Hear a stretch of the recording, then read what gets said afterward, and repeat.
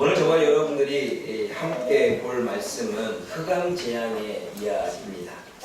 하나님은 모세와 아론에게 말씀하실 때 그리고 재앙을 내릴 때마다 하늘을 향해 내 손을 내밀라 라고 말씀하십니다. 물론 매번 그런 것은 아닙니다. 여러분 우리 한번 찾아볼까요? 출애굽기 9장 8절 말씀 함께 읽어봅니다. 출애굽기 8장 9절입니다. 9장 8절입니다. 출애굽기 9장 8절 함께 읽어봅니다. 시작. 여호와께서 모세와 아론에게 이르시되 너희는 너희에게 부름을 받고 모세가 아론의 문전에서 하늘을 향하여 날아가라. 또 23절 읽어봅니다. 9장 23절 시작. 모세가 하늘을 향하여 전파기를 들매 여호와께서 오대수와 우박을 보시고 불을 내려 땅에 달리게 하시니라. 여호와께서 우박을 애굽 땅에 내리시니 하나님께서 모세와 아론에게 이스라엘 백성 애굽 백성들에게 재앙을 내리실 때에 하늘을 향하여 내 손을 내밀라라고 말씀하십니다. 하늘을 향해 손을 내밀라는 것은 하나님께 도움을 구하라는 거죠. 그래서 열왕기상 8장 22절을 보면 하나님께 손을 드는 행위가 하나님께 기도하는 행위라고 나옵니다. 역대하 6장에서도 하나님 앞에 두 손을 들 향하여 나아갈 때 그것은 하나님의 도움을 구하는 하나님의 기도하는 모습임을 우리는 알 수 있습니다. 모세와 아론이 행하는 이 부분은 이 두 손을 드는 부분은 하나님께 능력을 구하는 것입니다. 그러므로 모세가 손을 들어서 아론이 손을 들어서 재앙이 임할 때에는 그 재앙이 임하는 능력은 모세와 아론의 능력이 아니라 하나님의 능력입니다. 단지 모세와 아론은 하나님의 말씀에 순종하고 하나님께 도움을 구하고 하나님의 능력을 힘입어 그 일들을 행할 수가 있었던 것입니다. 여러분 예수님이 오병이어의 기적을 행하실 때 하늘을 향하여 축사하십니다. 하늘을 향하여 축사하시는 것은 하나님을 향하여 기도한 것이고 하나님께 도움을 구한 것입니다. 그러므로 예수님도 하나님께 도움을 구하고 하나님께 의지하여 하나님의 능력을 구하는 그러한 삶을 살았죠. 왜냐하면 예수님이 하나님이시지만 이 땅에 성육신 하셨고 성육신한 예수님은 인간의 한계의 몸을 가지고 있습니다. 그러므로 예수님이 이 땅에 오신 것은 인간의 한계의 모습을 가지고 있는 인간이 과연 어떻게 살아가야 될지 모델로서 보여주신 것입니다. 그러면 예수님도 이 땅을 살아가실 때 하나님께 도움을 구했고 하나님을 의지했고 하나님의 능력을 힘입어 하늘을 향하여 축사하시고 하늘을 향하여 도움을 구하시는 삶을 살았다는 것입니다. 왜냐하면 성육신한 한계의 인간의 모습을 가졌기 때문입니다. 사랑하는 여러분, 오늘 하나님이 모세와 아론에게 하늘을 향하여 손을 내밀라고 하는 것은 하나님을 의지하라는 것이고 하나님께 도움을 구하라는 것이고 하나님의 능력을 힘입으라는 것입니다. 다른 말로 말할 때 기도하라는 거죠. 사랑하는 여러분, 오늘 저와 여러분들은 얼마나 하늘을 향해 손을 들고 있습니까? 모세가 아말렉 군대와 전쟁을 할 때 모세의 두 손이 내려오지 않았죠. 하늘을 향하여 들었던 두 손이 내려오지 않자 전쟁에 승리했습니다. 그 얘기는 뭐예요? 쉬지 말고 기도하라는 거죠. 희한하게 말씀은 다 연결이 되어집니다. 근데 우리는 늘 손을 들었다가 문제가 해결되면 손을 내립니다. 또 손을 들었다가 또 문제가 해결되면 손을 내립니다. 우리는 또 손을 들었다가 나의 삶에 여러 가지 침체가 오고 절망이 오면 또 손을 내립니다. 희한한 건 모세가 손을 들 때에는 전쟁에서 이겼고 손을 내릴 때는 전쟁에서 졌습니다. 그러나 모세가 끝까지 아론과 훌의 도움을 받아서 손을 끝까지 들고 있었을 때 그는 승리할 수 있었다는 거죠. 기도는 하나님을 의지하는 행위고 기도는 하나님께 도움을 구하는 행위고 기도는 내가 살아갈 수 없으니까 하나님의 능력을 힘입는 것입니다. 기도는 내가 지금 주어진 상황을 어떻게 해결할 수 없기에 하나님의 능력이 임하기를 간구하는 것입니다. 그러면 그 능력은 손을 내리지 아니할 때 우리는 싸움에서 이기고 삶에서 이기고 나의 생각에서 이기고 나의 감정에서 이기고 나의 의지에서 이기게 되는 것입니다. 그러므로 주님께서는 쉬지 말고 기도하라고 이야기합니다. 오늘 저와 여러분들은 하늘을 향하여 주님께서는 두 손을 들라고 한 건 명령이었습니다. 21절을 다시 읽어보십시오. 시작. 여호와께서 물을 내리실 때 하늘을 향하여 내 손을 내밀어 내 땅 위에 흑암이 있게 하라. 곧 거듭을 만한 흑암이니라. 하나님께서 모세에게 이르셨습니다. 하나님이 모세에게 말씀하셨습니다. 하나님이 모세에게 명령하셨습니다. 하늘을 향하여 내 손을 내밀라는 것입니다. 하나님을 의지하며 살라는 것입니다. 하나님께 도움을 구하라는 것입니다. 하나님의 능력을 힘입어 살라는 것입니다. 그때의 모세는 하나님의 그 명령과 그 말씀을 받고 22절 말씀을 읽어봅니다. 시작. 네, 모세는 하늘을 향하여 손을 내밀었습니다. 하나님의 말씀대로, 하나님의 명령대로, 하나님의 이르신 대로 그는 하늘을 향하여 하나님께 도움을 구했고 하나님을 의지했고 하나님을 향하여 손을 들었고 그의 능력을 구했습니다. 그리고 그 손은 내려오지 않았겠죠. 사랑하는 여러분, 기도는 쉬는 게 아닙니다. 우리는 날마다 하늘을 향하여 우리의 손을 내밀어야 됩니다. 내밀어야 됩니다. 하나님 도와주십시오. 하나님 도와주십시오.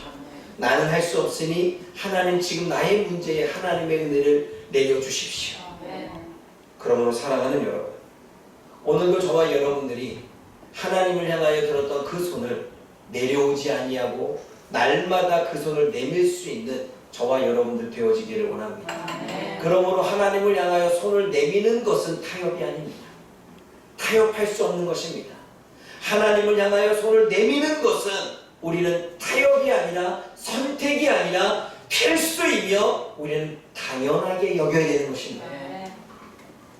그러므로 오늘도 저와 여러분의 생활에 빠져있고 저와 여러분의 삶의 문제에 빠져있고 저와 여러분들의 환경에 빠져있고 저와 여러분의 시간 없음에 빠져있어 그 하나님을 향하여 나아가는 손이 내려와 있다면 다시 들기를 원합니다.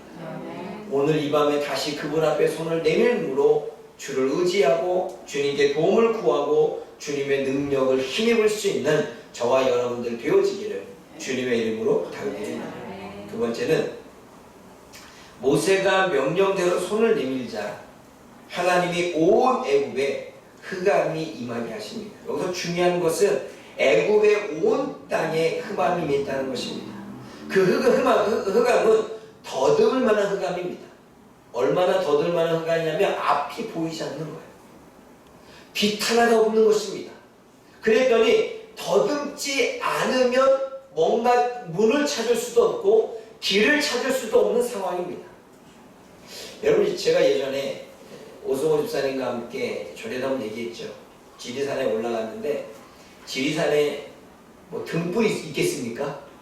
그러니까 8시, 7시가 되어지니까 아주 깜깜해지는데 정말 앞에 뭐가 있는지도 몰라요. 후레쉬를 비췄는데도 후레쉬가 퍼지는 게 아니라 여기만 비춰주니까 바로 이 옆에가 낭떠러지인지도 모릅니다. 그만큼 깜깜합니다. 오늘 본문에서 말하고 있는 애굽 땅 전역에 내린 이 흑암은 아무것도 볼 수 없는, 빛 하나도 볼 수 없는 그러한 흑암이지요.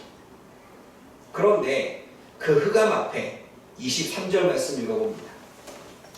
애굽의 온 땅에서는 흑암이 있었는데 23절 시작. 그 많은 사람들이 서로 볼 수 없으며 자기 것에서 일어나는 자가 없으되 온 이스라엘 자손들이 떠나는 곳에는 빛이 있었다. 바로 앞에 사람이 있는데도 불구하고 사람을 알아볼 수 없고 볼 수도 없을 정도의 흑암.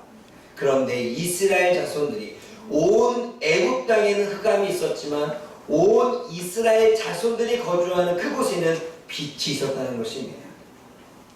여러분, 빛이 있었다는 것은 하나님이 빛을 창조하셨죠.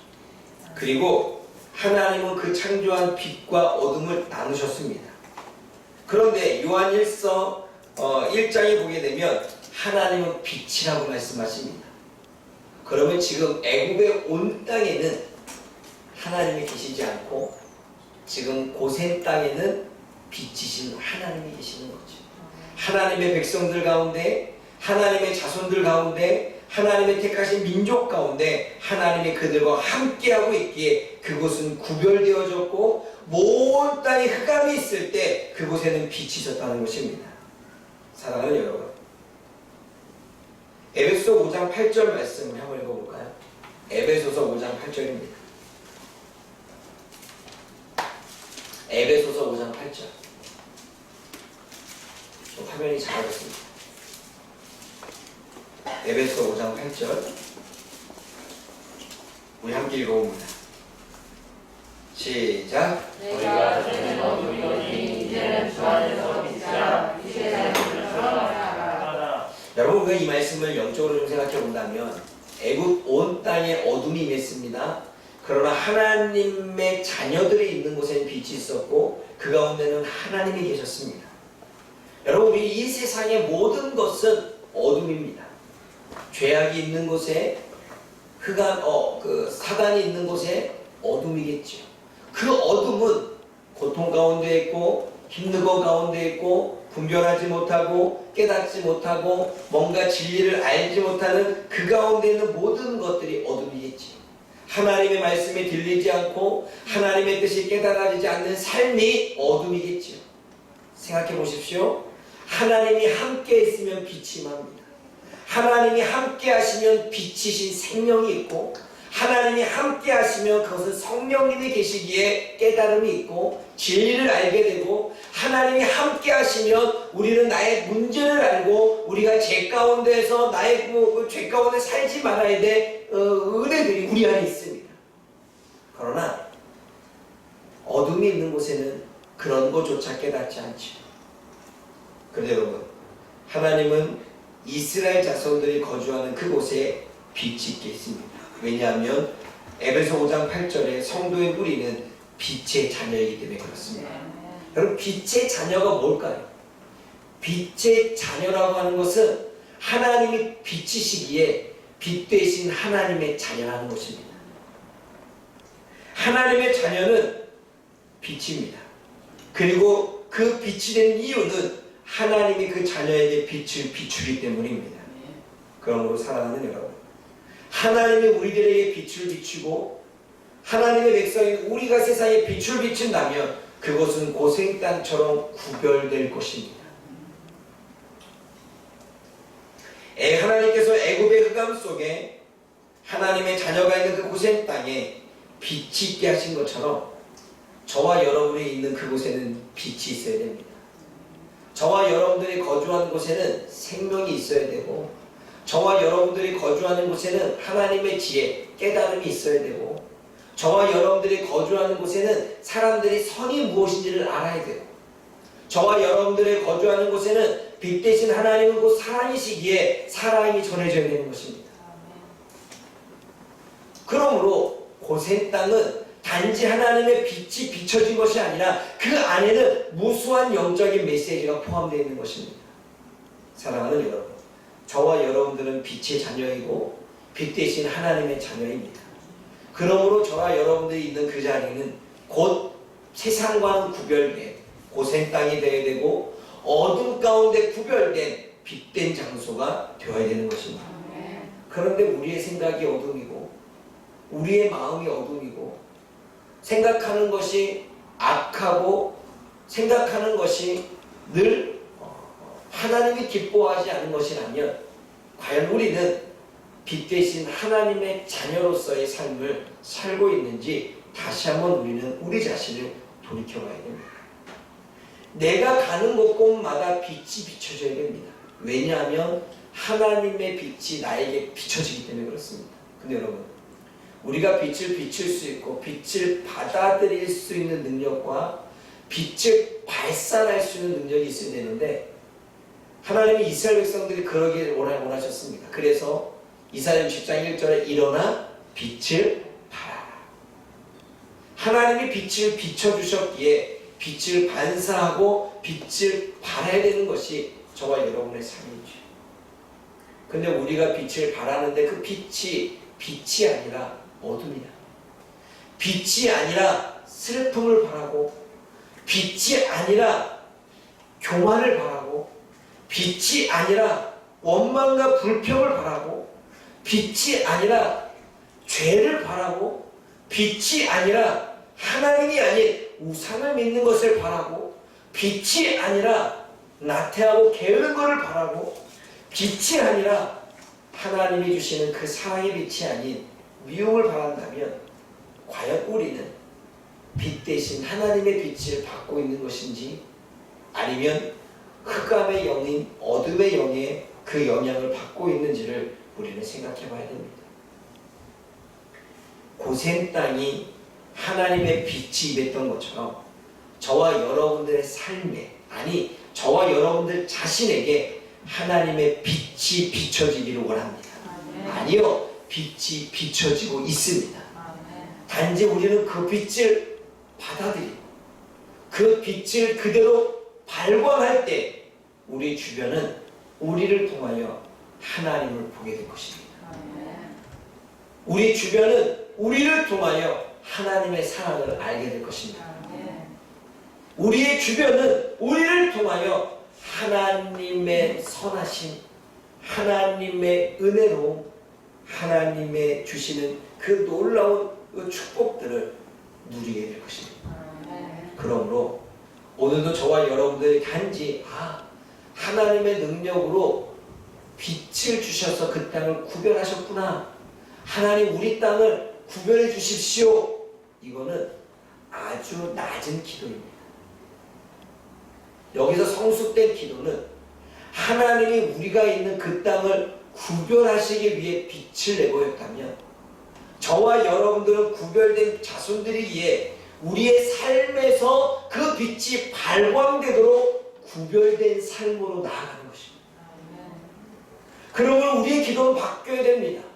하나님 나에게 구별된 은혜를 주시고 구별된 축복을 주시고 구별된 선물을 주십시오. 이 기도에서 하나님 내가 구별된 인생을 살게 하시고 구별된 삶을 살게 하시고 구별된 성품을 살게 하셔서 하나님의 구별된 은혜를 주시는 것만큼 구별된 영혼으로서의 백성으로서의 삶을 살아갈 수 있도록 도와달라고 우리는 성숙된 기도를 해야 되는 것입니다. 첫 번째 기도는 어린아이 기도, 달라. 두 번째 기도는 성숙된 기도, 하나님 내 삶의 변화를 이루십시오. 그러므로 오늘도 저와 여러분들이 단지 이것을 하나님이 빛을 비춰주시고 구분하셨다는 것만이 아니라 더 넓은 시각에서 하나님을 바라고 하나님의 말씀을 고민해 볼 수 있는 저와 여러분들 되어지기를 주님의 이름으로 부탁을 드립니다. 세 번째는 24절과 25절의 이야기입니다. 24절 말씀 읽어볼게요. 24절 시작.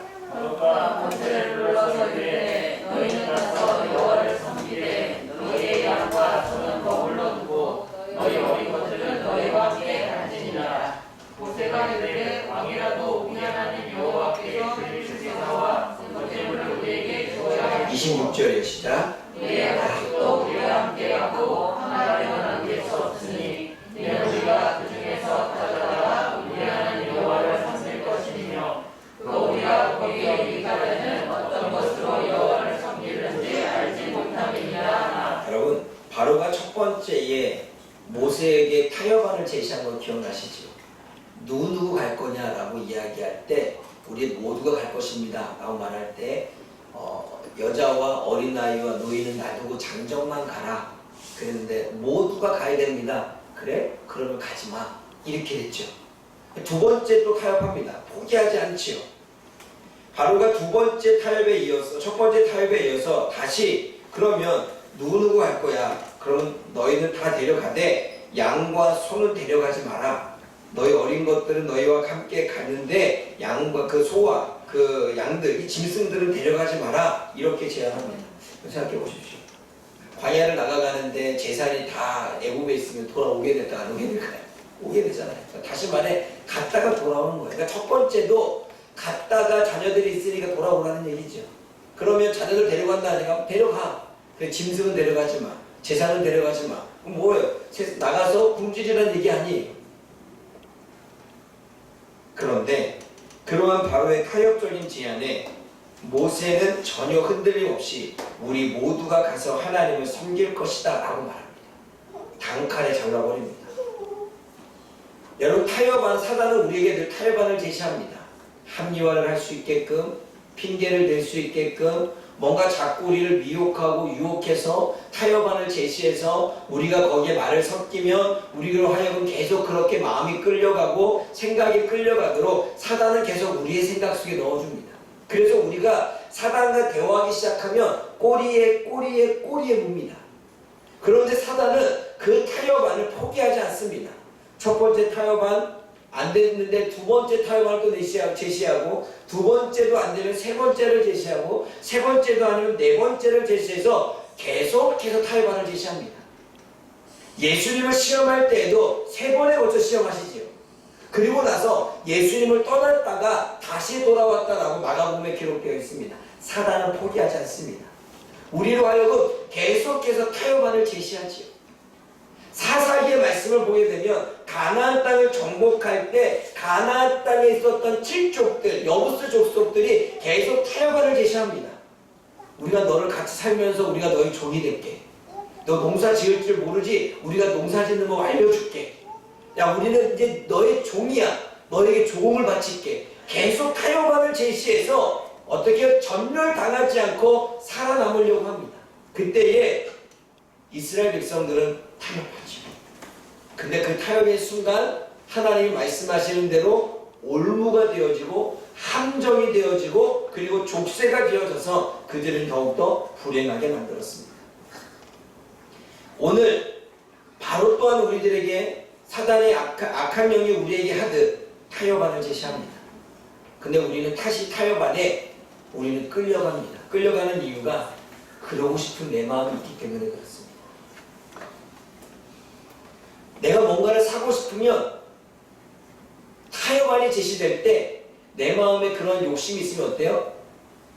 가게 됩니다. 내가 무언가를 먹고 싶을 때 그 내 안에 정욕이 있으면 어때요? 타협안이 왔을 때 우리는 끌려갑니다. 그래서 욕심과 내 안에 있는 뜻, 나만의 어떠한 그 부분,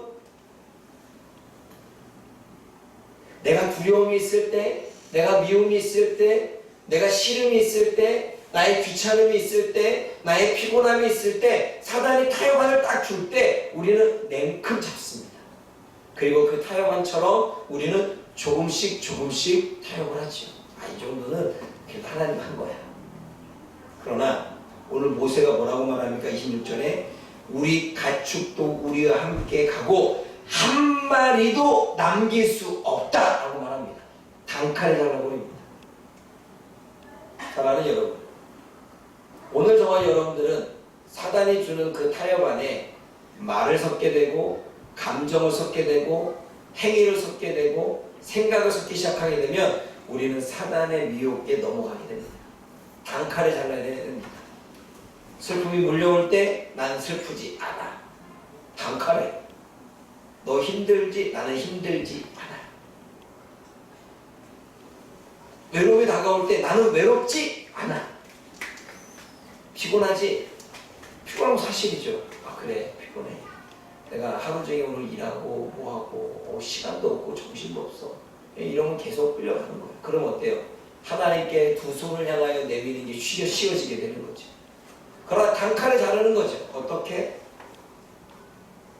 제가 어제 새벽이죠. 어제 새벽에 우리 그 새벽에 나오시는 분들한테 그랬죠. 오늘 아침에 새벽에 일어나는데 사단이 타협하지 않습니까? 그랬더니 타협하지 않았대요. 단칼에 나오신 거예요. 저는 어제 새벽에 나오는데 그 전날이 좀 더워서 좀 설쳤어요. 잠을. 그러다 보니까 새벽에 일어나는 게 힘든 거죠.